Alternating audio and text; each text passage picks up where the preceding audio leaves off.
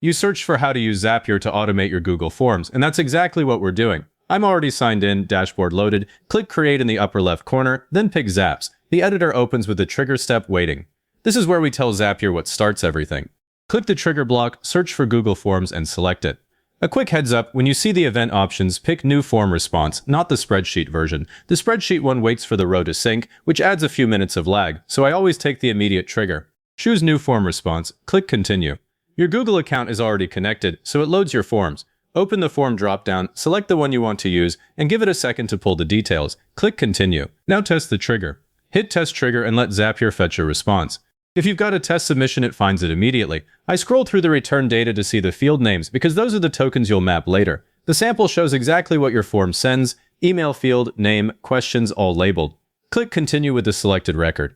Now add the action. Click the plus sign below the trigger, search for Gmail, select it, and choose Send Email. Click Continue. Pick your connected Gmail account and click Continue again. If this is the first time you're using Gmail and Zapier, it might ask for a quick permissions approval. Just allow it. The email setup starts with the To field, and this is where people get it wrong.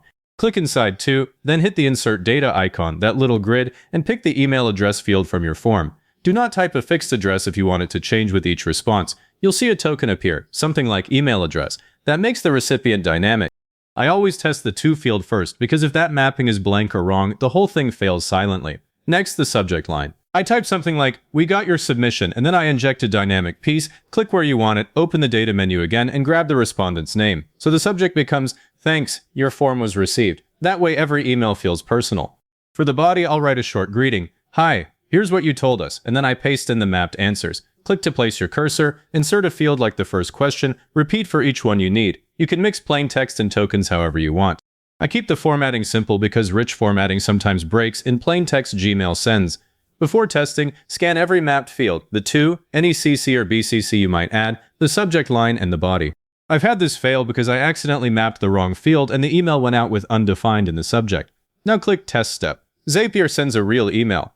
I open the recipient's inbox, find the message, and check three things. The right person received it, the subject rendered correctly, and the inserted form data shows actual answers, not the raw token names. If something looks off, I go back to the Gmail step, fix the mapping, and test again.